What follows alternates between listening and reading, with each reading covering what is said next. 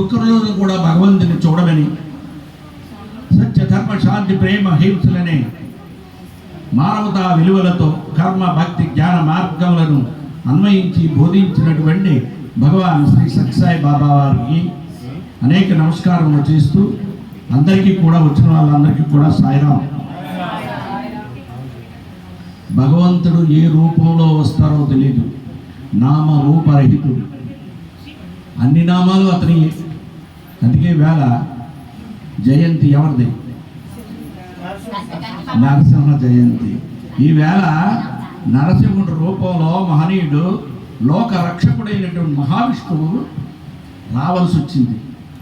దీనికి కారణం ఏంటంటే కొన్ని కారణాలు. రాక్షస గుణములు పెరిగిపోవడం వల్ల వాళ్ళని వధించడానికి నేను అవతరిస్తాను అని చెప్పినటువంటి స్వామి మహావిష్ణువు అవతరించిన రోజు ఈవేళ.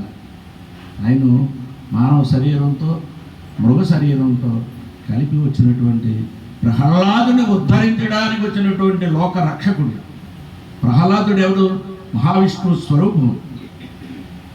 ఆయనకి చావు లేదు. ఎందుకంటే ఆ తండ్రి ఎన్నో ఇబ్బందులు పెట్టినా, నీటి వలన కానీ, అగ్ని వలన కానీ, భూమి వలన కానీ, ఆకాశం వలన కానీ, కొండల మీద నుండి కిందకు తోసినప్పుడు కానీ, ఏనుగులు తొక్కించినప్పుడు కానీ ఎప్పుడు కూడా ఆయన చావులేదు. ఓం నమో నారాయణ, ఓం నమో నారాయణ, ఓం నమో నారాయణ అని అన్నాడు.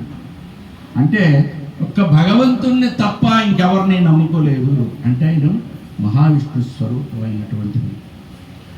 మహావిష్ణువు కూడా బాధలు ఉన్నాయి. ఎలాగంటే రాక్షసులకి ఒకసారి ఇచ్చిన తరువాత మళ్ళీ దాన్ని తీసుకోవడానికి చాలా కష్టాలు పడవలసి వస్తుంది. కొంతమంది వృధా అయిపోతారు, వాళ్ళ చేతిలో నలిగిపోతున్నారు. అలాంటి ప్రహ్లాదుడే, రాక్షస వంశంలో పుట్టినటువంటి ప్రహ్లాదుడు విష్ణు స్వరూపంగా వచ్చి అతన్ని సంహరించడానికి ఎంత చెప్పాడు, ఎన్ని బోధలు చేశాడు. తండ్రి, నాకు కనిపిస్తున్నాడు నీలోను మహావిష్ణువు, నాలో నీకు కనిపించటం లేదు. కారణం ఏమిటో తెలియదు. నువ్వు ద్వేషత్వం చూసుకున్నావు, నువ్వు అతన్ని విమర్శిస్తున్నావు, అతన్ని కాలుతనుకుంటున్నావు. చూసుకో, ఇది చాలా తప్పు. నాకు కనిపిస్తున్న భగవంతుడు నీకు ఎందుకు కనిపించదు? అందుగలడిందులేడని సందేహము వలదు చక్రీ,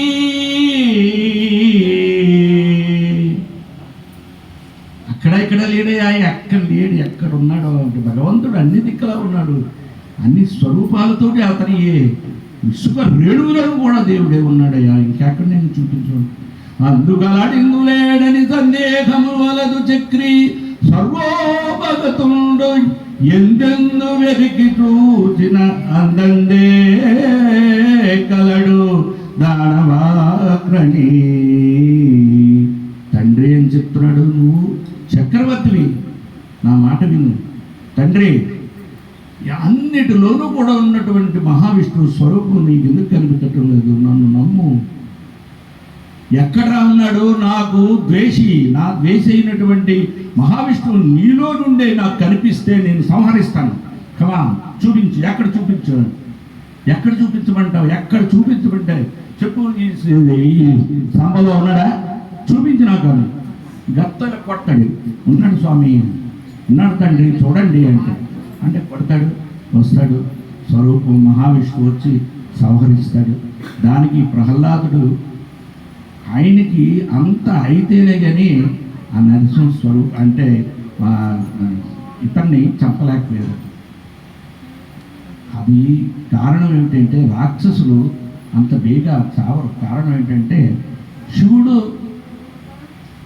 మహావిష్ణువు శివుని పూజిస్తాడు, శివుడు మహావిష్ణువుని పూజిస్తాడు. ఈ అంతరంగంగా అందరికీ తెలియక ఈ రాక్షసత్వంలో ఎందుకు రాక్షసుడు పేరు పెట్టారంటే హిరణ్యకశిపుడికి మనలోనూ కూడా ఉన్నారు కదా రాక్షస గుణాలు ఉన్నారన్న.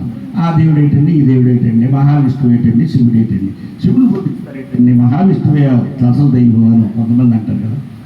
అలాంటి వాళ్ళకి అప్పుడు కూడా ఉన్నారు, ఇప్పుడు కూడా ఉన్నారు. మనం ఎప్పుడూ చూస్తూనే ఉన్నాం వాళ్ళందరినీ కూడాను. రాక్షస గుణములతో కలిపి ఇప్పుడేంటి మంచి గుణాలు ఉన్నాయి, రాక్షస గుణాలు ఉన్నాయి, ఒక మనిషిలోనే ఉన్నాయి అన్నీ. పూర్వం రాక్షసులు సపరేట్ ఉండేవారు, మంచి వాళ్ళు సపరేట్ ఉండేవారు. ఇప్పుడు అలా లేదు, ఒక మనిషిలోనే మొత్తం అన్ని గుణాలు వచ్చాయి. కాబట్టి మనం చాలా జాగ్రత్తగా ఉండాలి. ఈ టైంలో స్వామి చెప్పినటువంటి బాటలో నడిచి ఎప్పుడు కూడా భగవంతుని మర్చిపోకుండా ఉండాలి. ఎందుకంటే లోక రక్షకుడు నీకు కాపాడుతాడు, కానీ నువ్వు అతని మీద భారం వెయ్యాలి. నీ భారాన్ని అతని మీద వెయ్యలేక నేనే చేయగలను, నేనే అహంకారంతో నేను ఈ పని చేయగలను, నేను చేస్తాను, నాకు అవుతుంది, నాకెవరో ఇది అవసరం లేదు, నాకు సపోర్ట్ అవసరం లేదు, ఏ భగవంతుడి దగ్గరికి నేను వెళ్ళక్కర్లేదు, అన్నీ కూడా నాకే అవుతాయని చెప్పి ఎవరైతే తర్కిస్తారో వాళ్ళందరికీ గుణపాఠం ఏంటంటే భగవంతుడి దగ్గరికి వెళ్తేనే ఆ కార్యక్రమం అవుతుంది. అదే భగవంతుడి యొక్క మెరిట్, ఆయన యొక్క మహత్తి ఏంటి అంటే అక్కడ ఉన్నది. మనందరికీ కూడా మనం ఏం చేయాలంటే భగవంతుడు ఉన్నాడని నమ్మాలి.